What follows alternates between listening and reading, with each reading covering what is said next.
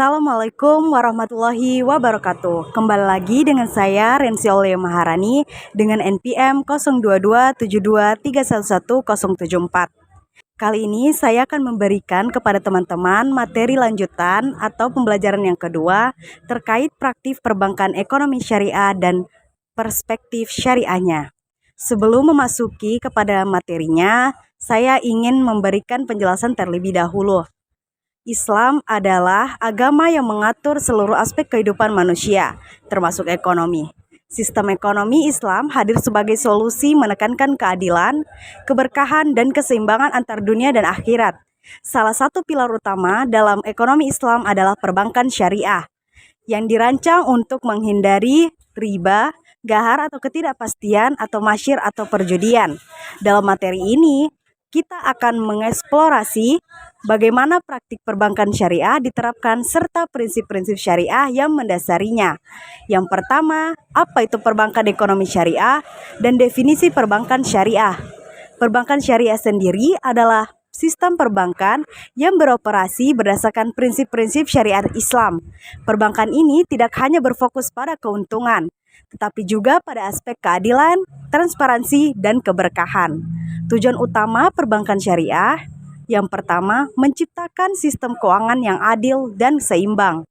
Yang kedua, menghindari praktik-praktik yang dilarang dalam Islam seperti riba dan gharar.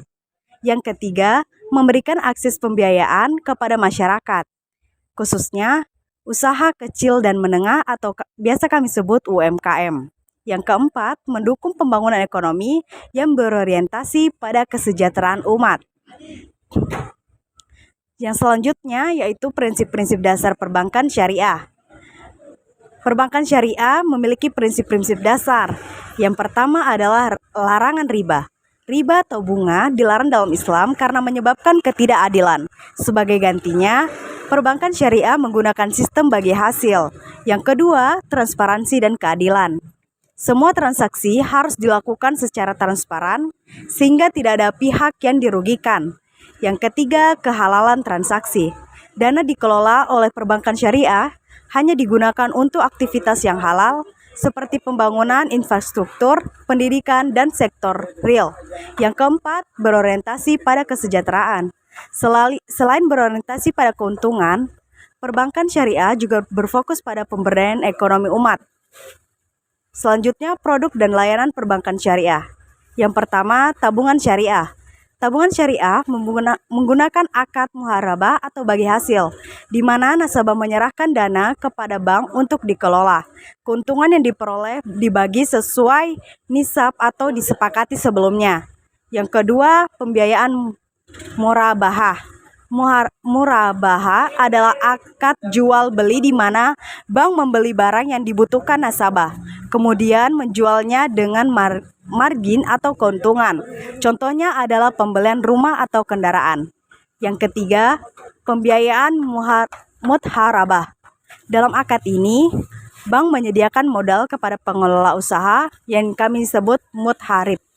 Keuntungan dari usaha tersebut dibagi sesuai kesepakatan, sedangkan kerugian ditanggung oleh bank, kecuali jika disebabkan oleh kelalaian pengelolaan. Yang keempat, pembiayaan musyarakah. Musyarakah adalah akad kerjasama antar bank nasabah untuk menjalankan usaha bersama. Keuntungan dan kerugian dibagi sesuai porsi kontribusi modal masing-masing. Yang kelima, sukuk atau obligasi syariah. Sukuk adalah instrumen investasi berbasis syariah yang digunakan untuk membiayai proyek tertentu. Dana dihimpun melalui sukuk digunakan untuk kegiatan produktif yang halal. Yang keenam, ijarah atau sewa-menyewa. Akad ijarah digunakan dalam layanan penyewaan seperti penyewaan kendaraan ataupun alat berat. Yang ketiga, perspektif syariah dalam perbankan. Mengapa perbankan syariah penting? Alasan yang pertama adalah untuk menghindari riba. Dalam Islam, yang saya sudah jelaskan sebelumnya, riba dianggap sebagai praktik yang merugikan atau menindas. Oleh karena itu, perbankan syariah menawarkan solusi yang lebih adil melalui sistem bagi hasil. Yang kedua, menegakkan prinsip keadilan dengan menghilangkan gharar atau musyir. Perbankan syariah memastikan bahwa transaksi dilakukan secara adil dan transparan. Yang ketiga adalah mendorong aktivitas ekonomi halal. Perbankan syariah mendukung sektor-sektor ekonomi yang halal dan produktif, sehingga dapat memberikan dampak positif bagi masyarakat. Yang selanjutnya adalah peran perbankan syariah dalam ekonomi. Yang pertama, pemberdayaan UMKM. Pemberdayaan syariah memberikan pembiayaan kepada UMKM untuk pertumbuhan ekonomi lokal. Yang kedua, pengelolaan dana sosial. Melalui instrumen seperti wakaf dan zakat, perbankan syariah berkontribusi pada pemberdayaan masyarakat yang kurang mampu. Yang ketiga adalah mendukung pembangunan infrastruktur. Dana dihimpun oleh perbankan syariah digunakan untuk membiayai proyek-proyek strategis yang bermanfaat bagi masyarakat. Yang keempat, mendorong investasi berbasis syariah. Investasi dikelola sesuai syariah, memberikan keuntungan finansial sekaligus keberkahan. Selanjutnya adalah tantangan dan peluang perbankan syariah. Yang pertama yang ingin saya jelaskan adalah terkait tantangan. Yang pertama adalah kurangnya pemahaman masyarakat. Banyak masyarakat yang belum sepenuhnya memahami konsep perbankan syariah. Yang kedua, kompetisi dengan perbankan syariah. Perbankan syariah harus bersaing dengan sistem konvensional yang sudah mapan. Regulasi kompleks. Beberapa negara memiliki regulasi yang belum sepenuhnya mendukung perbankan syariah. Yang selanjutnya adalah peluang. Yang pertama, peluang bank syariah yaitu pertumbuhan pasar halal. Dengan meningkatkan kesadaran akan produk lokal, perbankan syariah memiliki peluang besar untuk perkembangan. Yang kedua adalah dukungan dari pemerintah. Di negara termasuk Indonesia, pemerintah semakin mendukung perkembangan ekonomi syariah. Yang ketiga adalah digitalisasi. Teknologi membuka peluang baru bagi perbankan syariah untuk menjangkau lebih banyak nasabah. Setelah saya menjelaskan tentang tantangan dan peluang, saya ingin masuk ke contoh praktik bisnis syariah dalam kehidupan nyata. Yang pertama yaitu perbankan syariah. Bank syariah tidak menggunakan sistem bunga, melainkan menggunakan sistem bagi hasil. Produk seperti tabungan, muharabah, pembiayaan, musyarakah ataupun pembelian rumah dengan murabahah adalah contoh nyata penerapan prinsip bisnis syariah. Yang kedua, pasar syariah.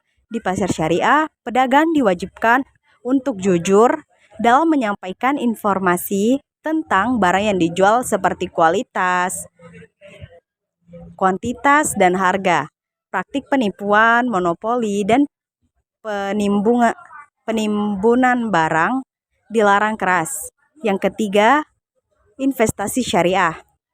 Investasi di perusahaan yang memproduksi barang atau jasa halal seperti sektor makanan halal, teknologi, atau pendidikan.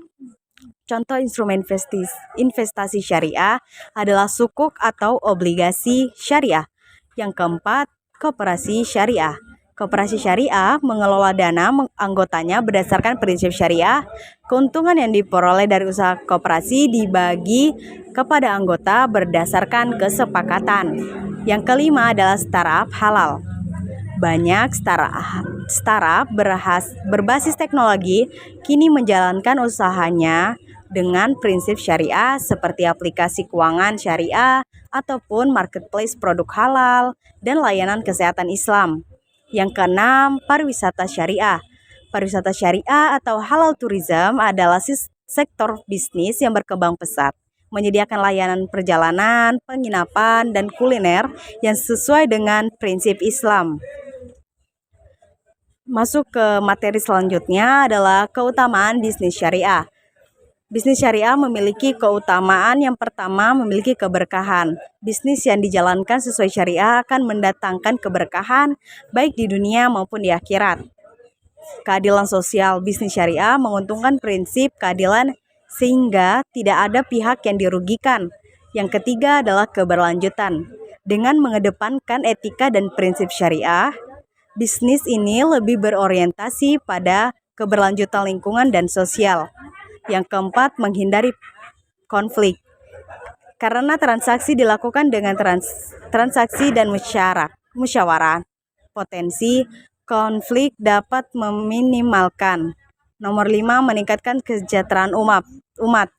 Bisnis syariah mendorong pemerataan ekonomi dan memberikan kontribusi nyata bagi kesejahteraan masyarakat. Itu tadi adalah materi-materi yang dapat saya sampaikan. Selanjutnya saya ingin memberikan kesimpulan dari hasil materi yang tadi saya telah sampaikan kepada teman-teman. Kesimpulan yang saya ambil adalah perbankan ekonomi syariah adalah solusi keuangan yang mengedepankan nilai-nilai Islam seperti keadilan, transparansi, dan keberkahan. Dengan produk dan layanan yang sesuai syariah, perbankan ini tidak hanya memberikan manfaat finansial, pembangunan ekonomi umat. Perspektif syariah dalam perbankan mengajarkan kita untuk selalu menjaga keseimbangan antara keuntungan duniawi dan keberkahan akhirat. Sebagai umat Islam, kita memiliki tanggung jawab untuk mendukung dan mengembangkan sistem ini agar manfaatnya dapat dirasakan oleh lebih banyak orang. Hari ini saya akan mewawancarai salah satu nasabah yang sedang berjualan di Pasar Gamalama ini. Baik, terima kasih. Permisi Bu, saya izin menanyakan beberapa pertanyaan terkait untuk pembelajaran mata kuliah kami terkait ekonomi syariah. Ada beberapa yang saya pertanyakan, yaitu pertama adalah sejak kapan Ibu memulai berdagang atau berjualan pada pasar ini? Biasanya itu jualan di sana-sana toh. Habis itu mungkin 2025 begitu ada tempat di sini, jadi kita tinggal di sini sudah. Untuk pertanyaan kedua, barang apa aja yang Ibu jual pada toko ini? Ini ada pisau, ada sapu, ada ini tempat-tempat ini sudah. Peralatan dapur. Yang ketiga adalah bagaimana Ibu menjaga kepercayaan pelanggan agar mereka terus belanja di sini? Senyum, jujur, ramah, gitu. Jujur nomor 1. Baik Ibu, terima kasih. Biar pelanggan senang, ya kita layani dengan baik. Yang keempat adalah apa pandangan Ibu bagaimana praktik jual beli sesuai dengan ajaran Islam? Ijab kabul maksudnya gitu. Ya itu jujur tadi ya, harus ijab kabul. Terus Ibu pernah menerima bantuan modal dari bank atau lembaga keuangan? Jika iya, apakah bank tersebut adalah bank syariah? Nggak pernah saya. Nggak pernah ya? Menggunakan modal sendiri? Iya. Oke, terima kasih Bu. Yang keenam adalah apakah Ibu merasa cukup didukung oleh pemerintah dalam menjalankan usaha ini? Cukup. Karena menyediakan tempat ini kan termasuk Iya. salah satu Cukup deh, udah disediakan tempatnya itu. disediakan tempat oleh Iya. pemerintah. Yang pertanyaan terakhir saya adalah apakah Ibu pernah mengalami kesulitan dalam menjalankan usaha? Jika iya, bagaimana cara Ibu mengatasi hal tersebut? Saya nggak pernah. Belum ya? Nggak pernah mengalami Alhamdulillah. kesulitan. Bisa lancar-lancar aja deh. Alhamdulillah. Terima kasih Bu sudah menjadi narasumber saya Iya, pada pelajaran hari ini. sama-sama. Terima kasih. Penjelasan ini bermanfaat dan memberikan tambahan wawasan kepada teman-teman yang sudah mendengarkan materi saya. Sekian yang dapat saya sampaikan, kurang lebihnya saya mohon maaf. Untuk teman-teman jangan lupa tetap like, comment, share, dan subscribe. Dan sampai ketemu pada pembelajaran selanjutnya.